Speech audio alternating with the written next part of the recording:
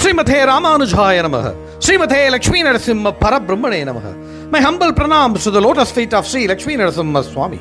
The 1,000 lotuses that serve as the platform for Lakshmi Nrusimha Swami's feet indeed is a feast for visualization. My Sahasra Namas to his beautiful, majestic lion face, a roaring Attahasa Hasaya, a laugh which thunders, shook the whole universe. I surrender to his beautiful feet and pay my humble obeisance. Jai Shri Lakshmi Nrusimha Swami. We are all enjoying the relationship status with Lord Nrusimha Swami.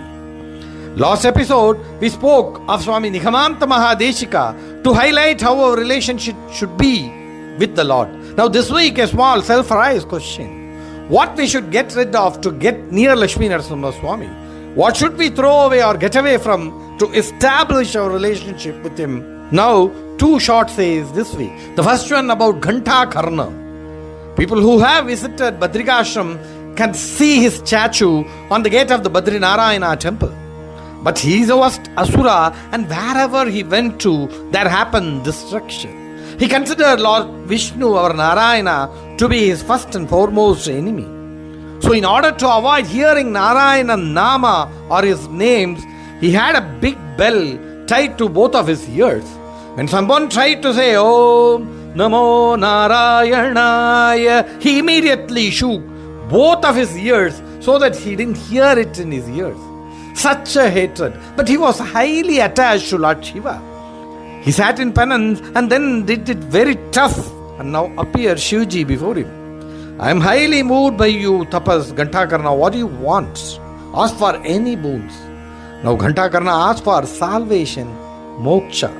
Lord Shiva was slightly confused because he was entitled to give money, power and whatnot. But the highest form of this, the salvation or the moksha, only can be given by Mahavishnu Lord Narayana. Ghantakarna now was shocked. How could he go and ask one who he has considered his prime enemy? He was even disturbed hearing Lord Narayana's name. Lord Shiva patiently explained him the virtues of Narayana, the Kalyana Gunas, and asked him to go to Dwaraka to visit Lord Krishna. Ghantakarna now understood everything, took off his bells, threw it away, went to Dwaraka. In the meantime, Lord Krishna has gone to Badrikashrama. Now Ghantakarna traveled there and he saw the sages in Badri chanting the name of Lord Narayana continuously. He too sat there and started into a very hard penance that pleased Lord Narayana, saying his names. Immediately Lord Krishna gave it moksha and a place in Badri Akashrama temple again. The next happening happened in Melukota near Mysore in Karnataka. As told before by me, these temples, Sheluva Narayana Swami and Yadugiri Tayar, were worshipped by Lord Rama and Lord Krishna in their incarnations during their avatars. There is a beautiful Nrusimha pill which was the Saligrama worshipped by Prahlada. And when Prahlada came here, that Saligrama was made to be Lord Lakshmi Nrusimha here. Sheer beauty that Nrusimha. Emperumanar Ramanuja Yatiraja Acharya was put up here in Melukota for more than 12 years. He cleared the debris there and brought both the Nrusimha and Cheluva Narayana temple back to present day's temple format. Once, there was a great singer there named Edisai Empira. He used to sing the Prabandhams for pleasing the Melkotai Perumal Cheluva Pillai. The Lord used to dance to his tunes, his Prabandhas, daily enjoying it. This person, the singer, got arrogant. He got a stony head, started thinking the great Lord himself talks with him, dances when he sings. He started to humiliate even Acharya Ramanuja sometimes. The Acharya was never disturbed. He was never moved, as he had the habit of saying pranams to anyone who is doing kainkaryam service to his Lord. But Acharya's disciple, they got wild and they decided to teach the singer a lesson.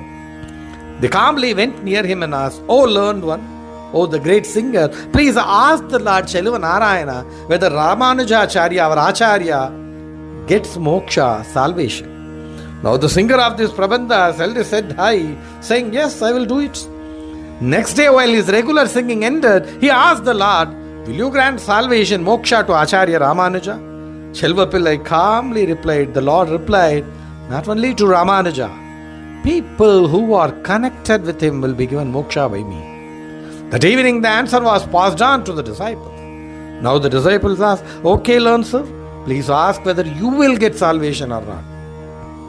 He replied, "Hey, Lord dances to my tunes. It is for sure I will get."